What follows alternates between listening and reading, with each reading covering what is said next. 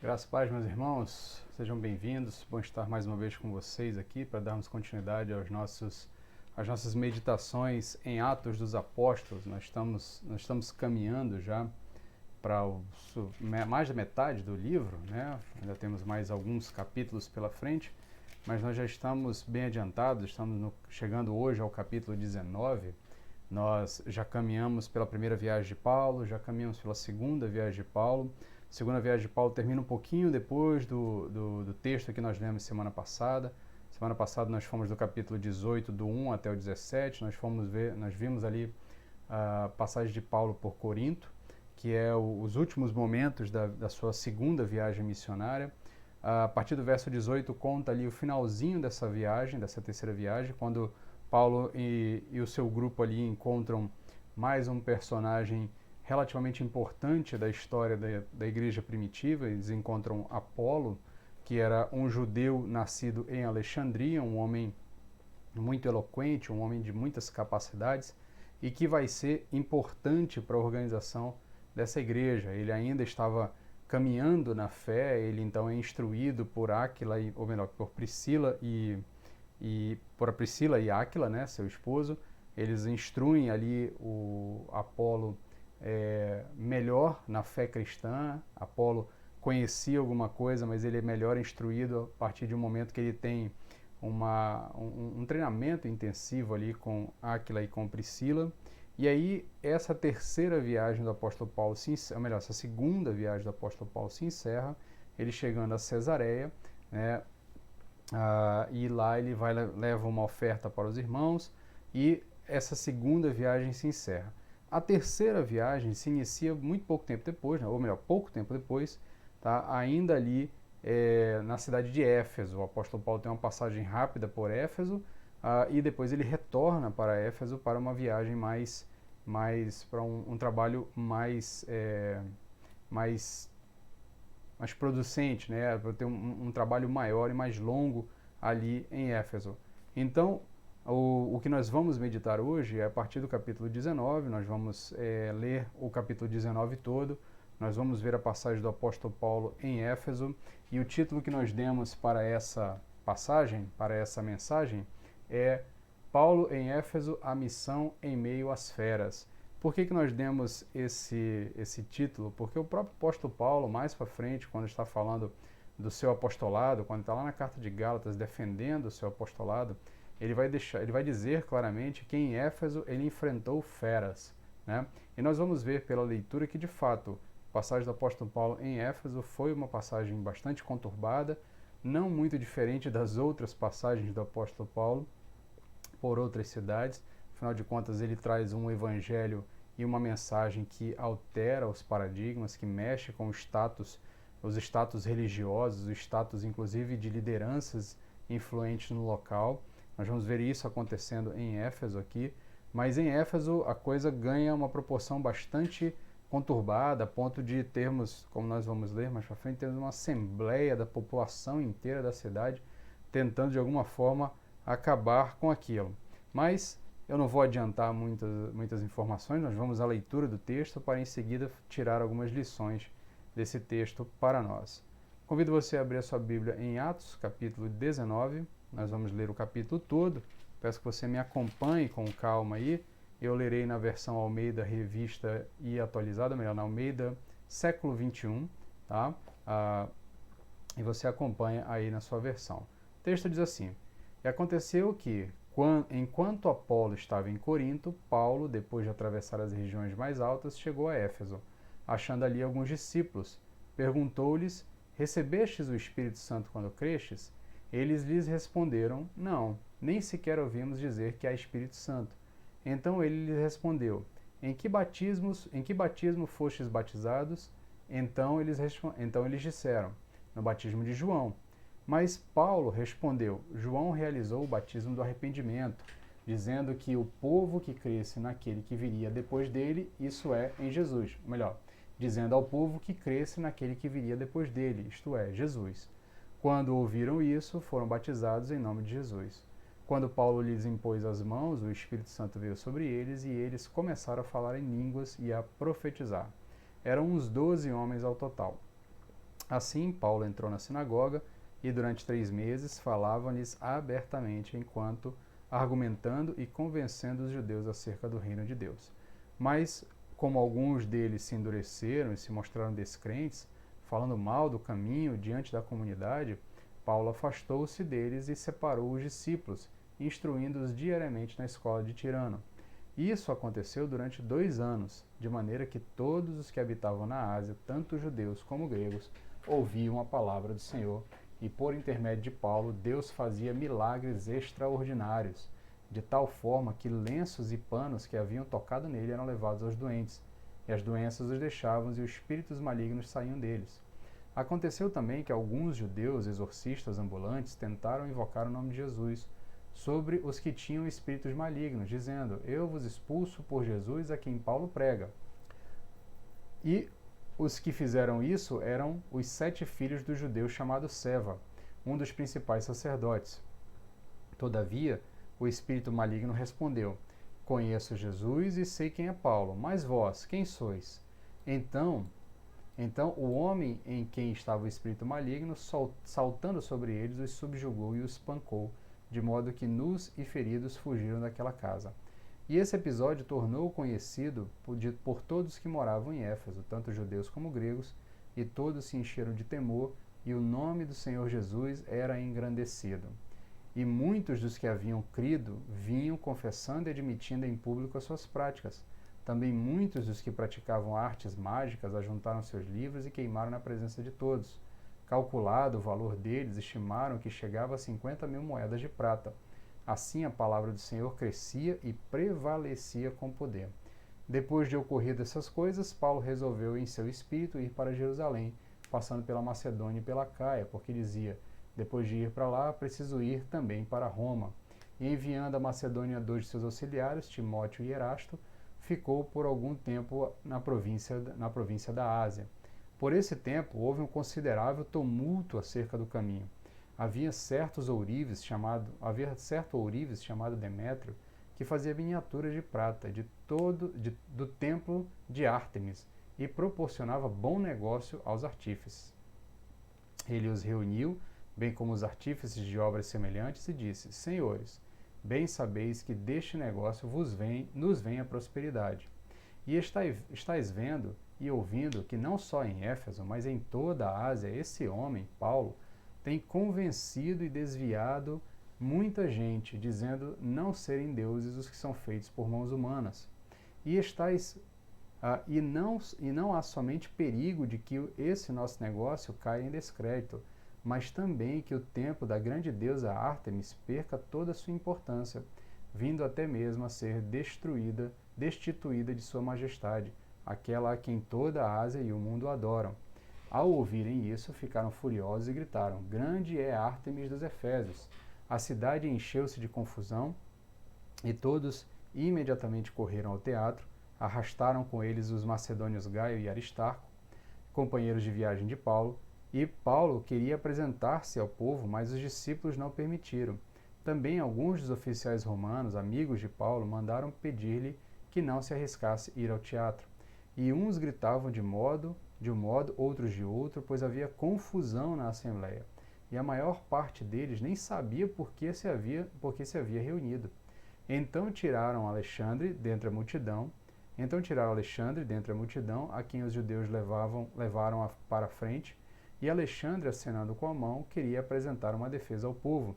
Mas quando perceberam que ele era judeu, todos gritavam a uma voz, por quase 2 horas: Grande é Ártemis dos Efésios. Quando conseguiu apaziguar a multidão, o escrivão disse: Homens de Éfeso, existe alguém que não saiba que a cidade dos Efésios é a guardiã do templo da grande deusa Ártemis e de sua imagem que caiu do céu? Visto que essas coisas não podem ser contestadas, convém que vos aquietais e nada faceis precipitadamente, porque estes homens que aqui trouxestes não são sacrílegos, nem blasfemam contra a nossa deusa. Todavia, se Demétrio e os artífices que estão com eles têm alguma queixa contra alguém, os tribunais estão abertos e há procônsules, que se acusem uns aos outros. Além disso, Perdão, além disso, se demais alguma outra coisa, isso será resolvido numa Assembleia Geral, pois corremos o perigo de sermos acusados de provocar desordem por causa dos acontecimentos de hoje, não havendo motivo algum que possamos justificar esta aglomeração. E tendo dito isso, desfez a Assembleia. Vamos orar? Senhor, dá-nos graça, dá-nos misericórdia, abre os nossos ouvidos para te ouvir agora, abre o nosso entendimento para entender a tua palavra e tirar desse texto lições para as nossas vidas. Ajuda-nos, Pai, porque precisamos do teu auxílio para poder aplicar aos nossos corações os ensinos da tua palavra. Guarda-nos, é o que te pedimos, em nome de Jesus. Amém. Pois bem, meus queridos, o apóstolo Paulo chegou então a Éfeso e ele chega nessa grande cidade. A cidade de Éfeso é a capital da Ásia Menor.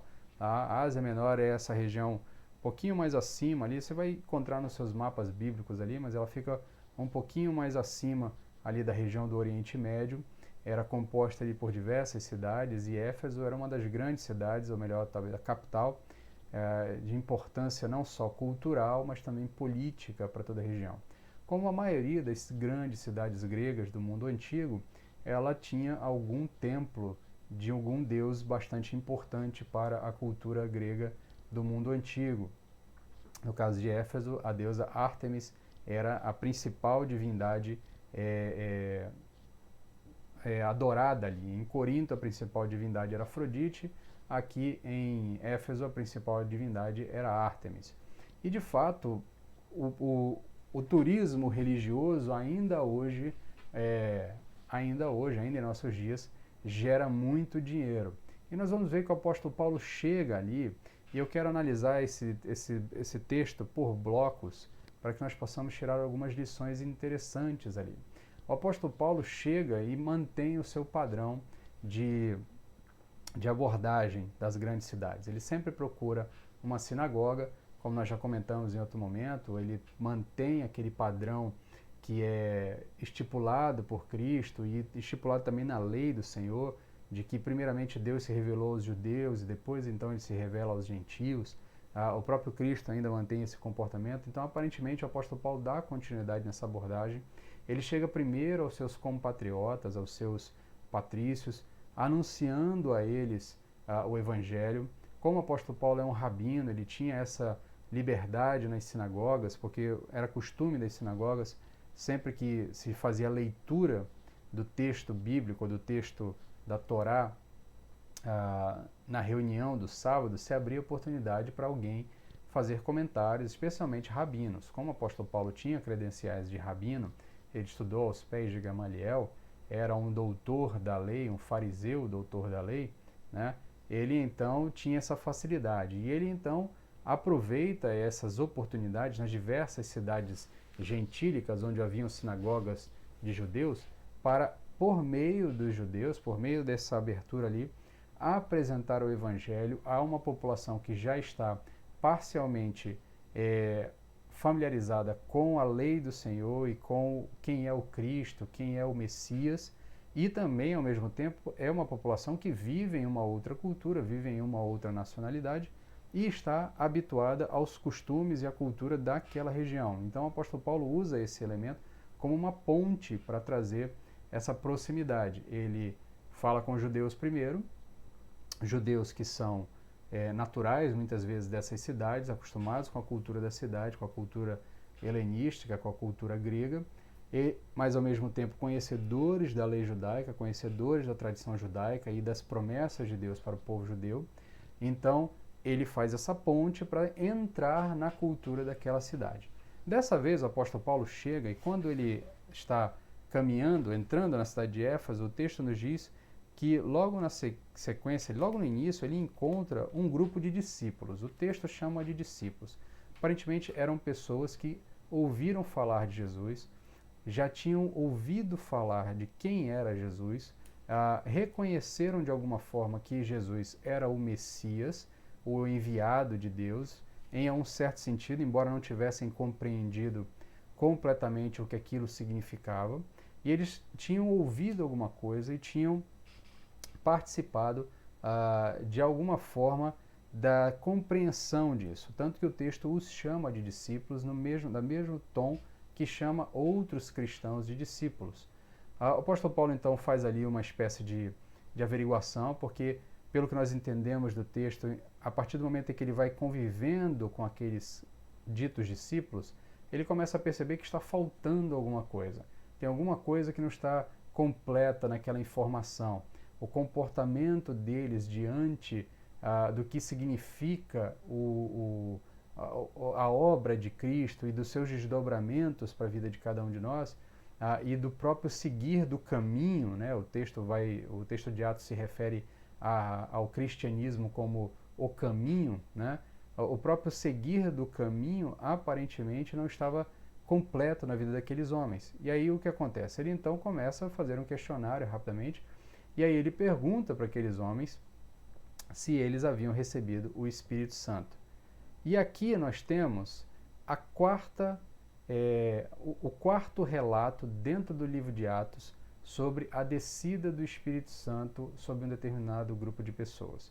E lá atrás, quando a gente começou a falar, nós fizemos uma mensagem em cima do Pentecostes, mas quando nós passamos pelos outros textos em que há esse elemento, eu sempre chamei a atenção dos irmãos dizendo que em um determinado momento eu iria juntar todos eles para comentar sobre essa informação toda, né, sobre esses elementos diferentes, né, esses momentos diferentes em que o Espírito Santo desce sobre um determinado grupo de pessoas.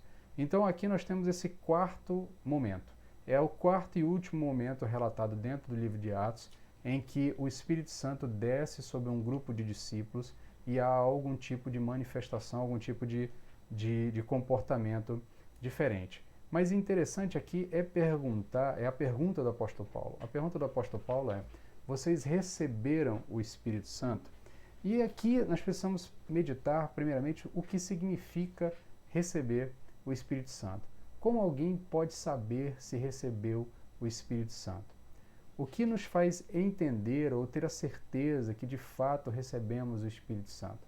A Bíblia chama o Espírito Santo, o apóstolo Paulo, em outros momentos, nas suas cartas, vai dizer que o Espírito Santo é o Espírito da adoção. Ele vai dizer que o Espírito Santo é aquele que intercede por nós quando nós não sabemos orar. O Espírito Santo, ele é um elemento que nos guia a Deus e nos guia a Cristo e nos une a Deus de uma certa forma. Mas o mais interessante sobre a descida do Espírito Santo sobre os cristãos, sobre essa certeza do que é receber o Espírito Santo, é essa expressão que o apóstolo Paulo usa do Espírito de adoção. O que nos faz ter certeza de que recebemos o Espírito Santo é quando nós temos a certeza de que pertencemos a um corpo, de que pertencemos a uma família. É quando em um determinado momento da nossa história nós detectamos, nós percebemos que nós não somos mais estranhos a Deus, ou que Deus não é um estranho a nós, que nós passamos a ter comunhão com Deus em uma medida que antes nós não tínhamos, que antes nós não compreendíamos. A partir do momento em que nós entendemos que Deus nos conhece e nos conhece pelo nome, e isso passa a ser uma certeza a nós, isso passa a ser uma certeza dentro do nosso coração, esse é o momento em que você pode ter certeza de que você recebeu o Espírito Santo. Diferentemente do que muitas vezes se é pregado, que para receber o Espírito Santo tem que haver imposição de mãos, tem que haver isso, tem que haver aquilo outro, tem que haver uma série de etapas, né? Inclusive algumas tradições prezam por uma espécie de duplo batismo, um batismo nas águas, um batismo no Espírito Santo. O texto bíblico não fala desse duplo batismo e não fala desse tipo de comportamento equivocado. O que o texto bíblico sempre nos leva a perceber em relação ao Espírito Santo é que o Espírito Santo, ele nos dá a sensação de pertencimento ao corpo, de sabermos que somos parte de uma nova família, somos parte de um corpo. Por isso o apóstolo Paulo chama de espírito de adoção. Ele nos dá conexão com Deus. E é interessante que o apóstolo Paulo, quando detecta que aqueles discípulos não haviam recebido o Espírito Santo, nem sequer sabiam que existia Espírito Santo, o apóstolo Paulo não começa a falar do Espírito Santo. O apóstolo Paulo fala de Jesus. É interessante isso, porque ele fala bem assim, perguntou-lhes, recebeste, verso 2, perguntou-lhes, recebestes porventura o Espírito Santo quando crestes? Ao que lhes responderam, Pelo contrário, nem mesmo ouvimos que existe o Espírito Santo. Então Paulo perguntou: em quem, pois, fostes batizados? Responderam: no batismo de João. Disse-lhes, pois, Paulo: João realizou o batismo de arrependimento, dizendo ao povo que cresce naquele que vinha depois dele, a saber, em Jesus. Em seguida, o texto vai dizer, né?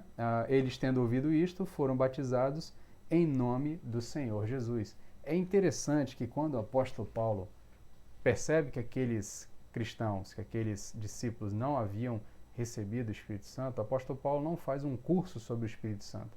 O apóstolo Paulo não faz um treinamento especial para se reconhecer ou para se buscar o Espírito Santo. Ele não faz uma série de campanhas de oração ou algum outro tipo de iniciativa para receber o Espírito Santo. O apóstolo Paulo vai para Jesus. Por quê? Porque quem conhece a Jesus receberá o Espírito Santo. O que havia acontecido com aquele grupo de discípulos é que eles não haviam entendido quem era Jesus por completo. Quem era de fato Jesus. Eles não haviam compreendido completamente o que era, ou quem era, o que significava o ministério de Jesus. Por isso o apóstolo Paulo prega a eles Jesus, ensina a eles Jesus. E à medida que eles vão conhecendo Jesus e sendo instruídos em Jesus, o Espírito Santo então desce sobre eles. O Espírito Santo então desce sobre eles e eles então são selados dentro desse corpo, dentro dessa nova família, com essa sensação de pertencimento. O interessante é que nós precisamos entender que o Espírito Santo ele não tem um ministério próprio. O ministério do Espírito Santo é apontar para Jesus. Não adianta buscar o Espírito Santo, nós precisamos buscar Jesus. Se nós buscarmos a Jesus, nós receberemos o Espírito Santo, nós teremos comunhão com o Espírito Santo, nós teremos profundidade de relação com o Espírito Santo, porque o papel do Espírito Santo é guiar para Jesus. Jesus Cristo mesmo diz nos Evangelhos que quando ele anuncia a vinda do Espírito Santo, ele diz: e ele vos ensinará tudo o que eu tenho ensinado a vocês. Ele vos fará lembrar de tudo o que eu tenho ensinado a vocês. Ou seja, o Espírito Santo não vem nos ensinar novas coisas. Ele não vem nos trazer novas revelações. Ele vem nos trazer aquilo que Cristo deixou para nós, o que Cristo nos ensinou. Ele vem nos lembrar, nos rememorar de tudo o que Cristo fez. Então, à medida que nós nos aproximamos de Jesus, o Espírito se aproxima de nós e age em nós.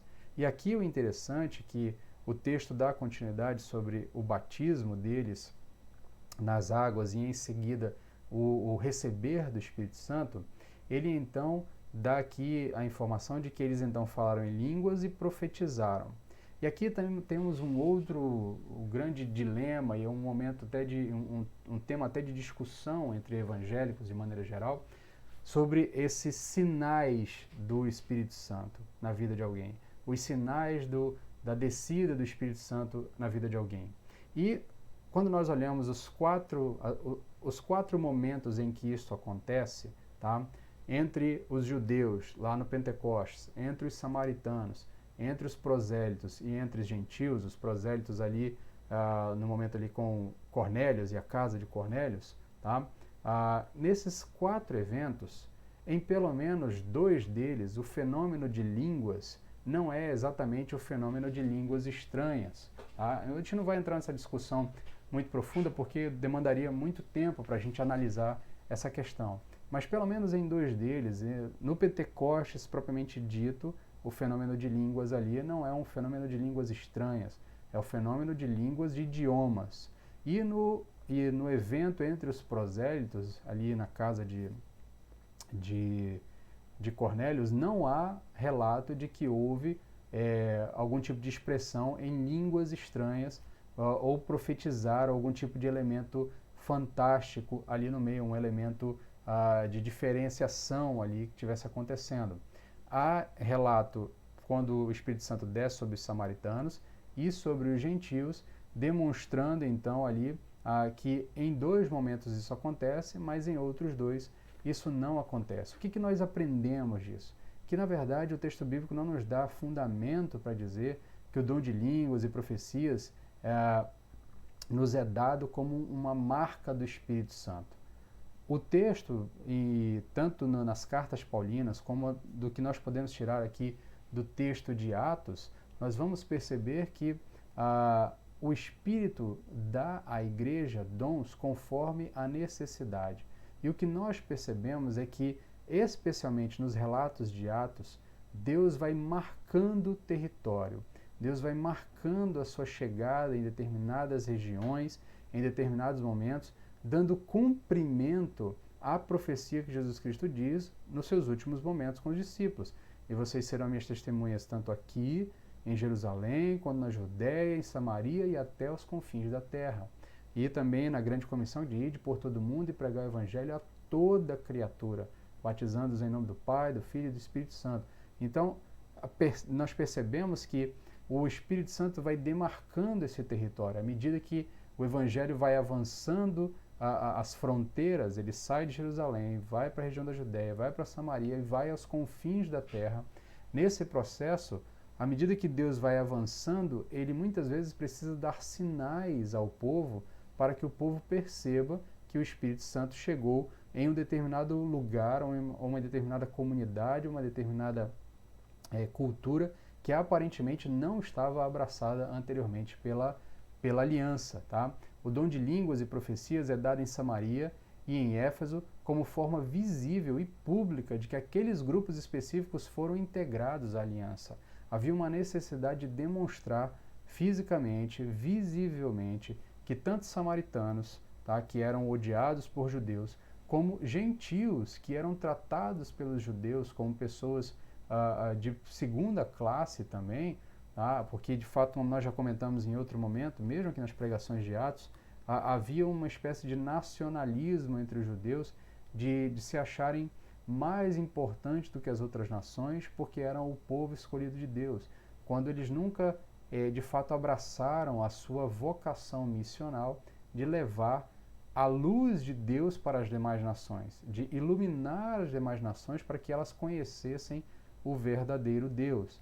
Então, nesse processo, os Pentecostes, e aqui entenda quando eu uso Pentecostes aqui como entre aspas, mas os Pentecostes que são relatados ao longo do livro de Atos, eles vão nos mostrando esse avançar do Evangelho, e quando havia necessidade de dons e de profecias e de elementos visíveis para dizer, de fato, esse grupo foi integrado à aliança, Deus assim agia naquele momento.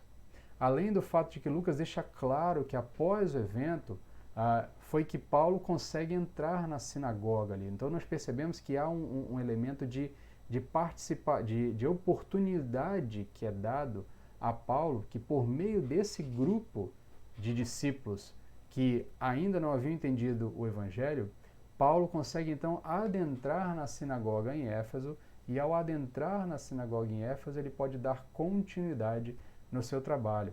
Então, nesse processo, nós vemos Deus abrindo portas para a evangelização da cidade de Éfeso. E os sinais e maravilhas que são relatados aqui em Éfeso, como os que foram relatados lá no Pentecoste de Samaria, eles têm esse papel de abrir portas, de demonstrar que Deus de fato está agindo ali, e ao agir ali, ele então abrirá os caminhos para que o Evangelho possa continuar. Tá? Deus usa meios extraordinários para que o Evangelho avance, mas acontece que Deus também usa os meios ordinários, e a grande maioria dos discípulos passará a vida toda apenas percebendo os meios ordinários. E aqui é uma outra lição interessante desse texto. Nós vamos perceber que, embora isso seja relatado aqui, ao longo de todo o restante do texto, nós vamos perceber que o Evangelho, de todo o livro de Atos, nós vamos perceber que o Evangelho avança, e não avança somente com os atos dos apóstolos. Eles avançam também com os atos desses cristãos que estão caminhando no seu dia a dia. E esses cristãos que estão caminhando no seu dia a dia, a grande maioria não experimentou esses elementos extraordinários. Eles experimentaram os elementos ordinários, a pregação, a comunicação, o convencimento das pessoas de que Jesus Cristo de fato, ou Jesus de fato, era o Cristo de Deus. Então é interessante nós percebermos isso, porque Muitas vezes nós entramos numa busca desenfreada por querer receber mais do Espírito Santo, ou receber um batismo especial do Espírito Santo, ou ainda tentar uma espécie de experimentar elementos extraordinários na nossa fé cristã, na nossa vida cristã, e nós nos esquecemos que boa parte da nossa vida cristã será vivida dentro do ordinário. Deus age de forma extraordinária ainda nos nossos dias? Age.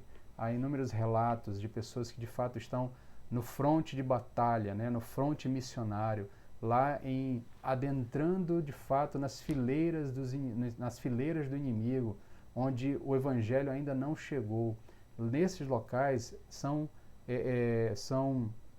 inúmeros os relatos de coisas extraordinárias e miraculosas acontecendo, coisas que de fato nós não conseguimos explicar. Mas é interessante percebermos que Deus usa isso para abrir portas para o seu evangelho caminhar. Pode ser que algo extraordinário aconteça na sua vida para que Deus abra uma porta para que o evangelho adentre em algum lugar por meio de você, por meio da sua ação. Mas o que você precisa entender é que talvez boa parte da sua vida cristã será vivida dentro do ordinário, e não há nenhum mal nisso. Há graça nisso também. Deus também é glorificado por meio das ações ordinárias e por meio do caminhar ordinário da vida cristã. Nós, como cristãos, precisamos também dar valor aos meios ordinários de avançar o Evangelho. Comunicar o Evangelho, conversar com as pessoas, anunciar a mensagem do Evangelho, muitas vezes de uma maneira comum, de uma maneira simplória, sem tantos elementos extraordinários. O extraordinário não é o padrão, o extraordinário é o extraordinário, o ordinário é o padrão. A maioria dos cristãos vão passar a vida toda no ordinário. É óbvio que Deus opera milagres dentro dos nossos dias, mas esses milagres não podem ser banalizados. O milagre ele tem função dentro da missão. Todos os milagres relatados, especialmente aqui, nós vamos ver mais para frente ainda no texto, o que acontece com o apóstolo Paulo, à medida que ele vai pregando o evangelho, e o evangelho vai caminhando, vai ensinando os discípulos ali, inclusive seus lenços são levados para as pessoas, e o texto vai dizer claramente que por meio do apóstolo Paulo, Deus operava milagres naquela cidade, Deus operava grandes milagres na cidade de Éfeso. O que nós precisamos entender é que esses milagres, eles não são banalizados aqui, eles têm função dentro da missão. Os sinais servem para que a igreja tenha coragem, para que o nome de Cristo fosse engrandecido, porque esse é o objetivo final da missão, o engrandecimento do nome de Cristo, e não simplesmente a experiência do extraordinário. A função, ou melhor, o objetivo da missão é glorificarmos o nome de Deus, como está lá no verso 17. O verso 17 diz o seguinte: chegando este fato ao conhecimento de todos, assim judeus como gregos, habitantes de Éfeso, veio temor sobre todos eles e o nome do Senhor Jesus era engrandecido. Os milagres têm a função de engrandecer o nome de Jesus dentro da missão. Dentro da missão, quando é necessário marcar por meio desses sinais. E no fim das contas, a palavra de Deus é quem vai prevalecer.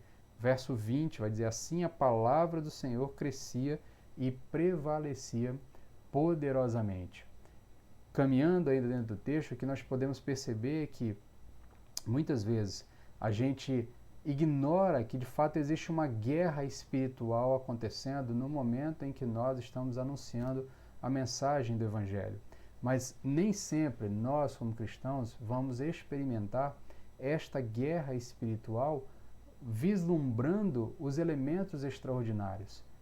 Na maioria das vezes, nós vamos passar por essa guerra espiritual vislumbrando os elementos ordinários.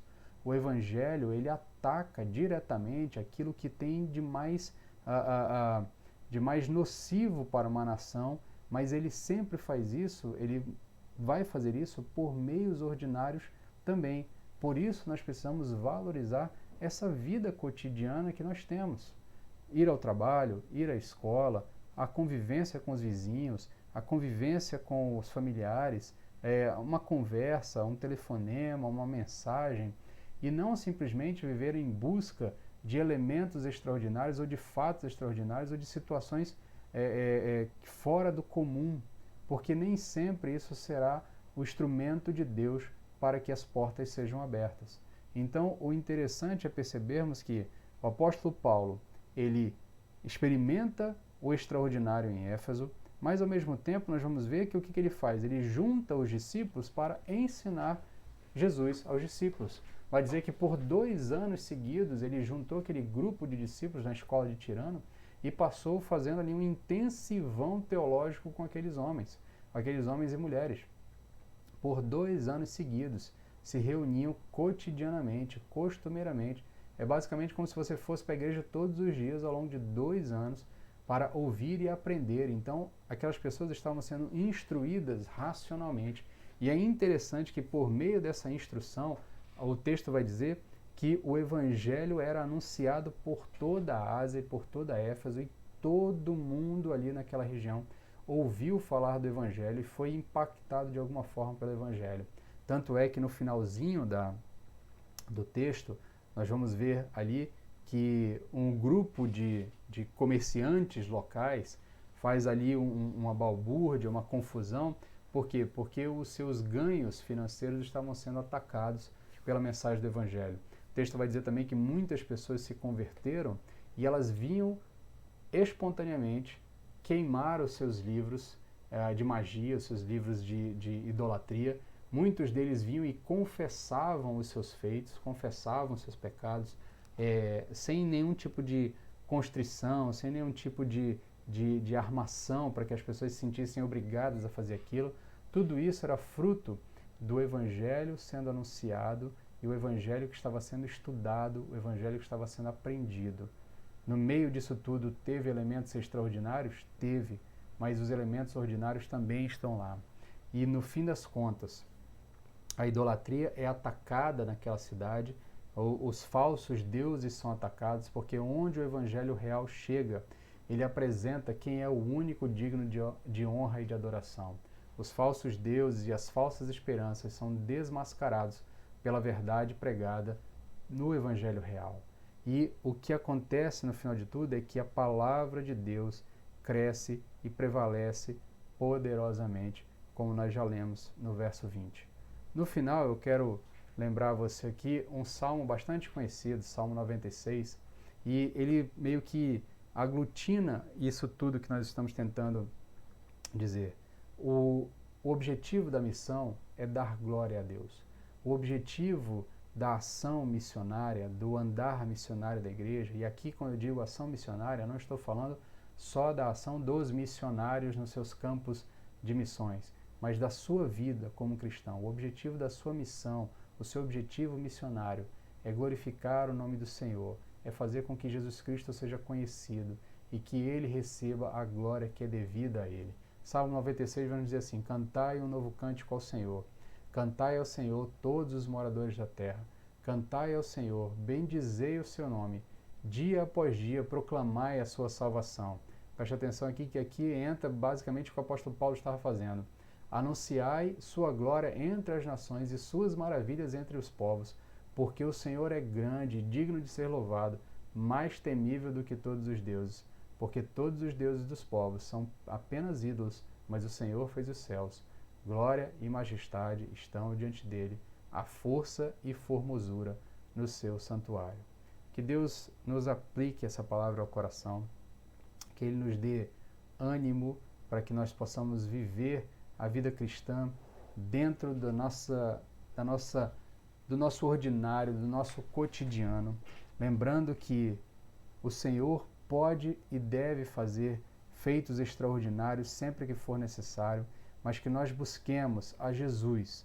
E à medida que nós busquemos cada vez mais a Jesus, nós então nos aproximemos do Espírito Santo, e o Espírito Santo se aproxime de nós, e nós possamos ter mais comunhão, porque a tarefa do Espírito Santo é apontar para Jesus.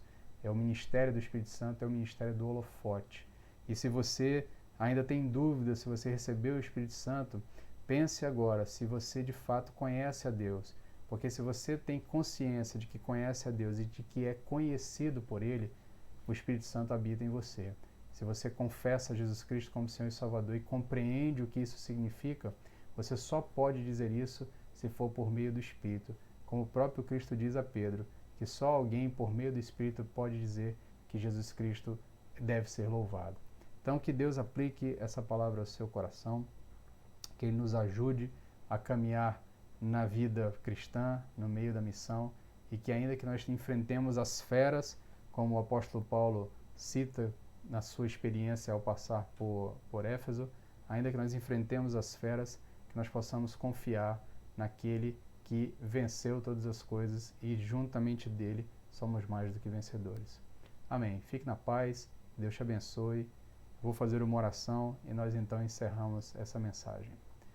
Senhor, dá-nos graça, Pai, ajuda-nos a pôr em prática o que nós aprendemos aqui a partir da experiência do apóstolo Paulo, as lições que nós podemos tirar dessa experiência da passagem dele por Éfeso, nós possamos perceber que muitas vezes nós tentamos abordagens equivocadas sobre a nossa relação contigo, com o Espírito, e muitas vezes nós ignoramos que o que de fato precisamos é conhecer a Cristo. E à medida que conhecemos Cristo, nós vamos estar sendo cheios do Espírito Santo e assim poderemos te louvar e te servir de maneira melhor. Ajuda-nos, Pai. Guarda-nos, abençoa os meus irmãos que estão assistindo essa mensagem, que o Senhor aplique ao coração de cada um deles a Tua palavra, na medida da necessidade de cada um. É o que te pedimos em nome de Jesus. Amém. Amém, meu querido. Fique na paz e até semana que vem.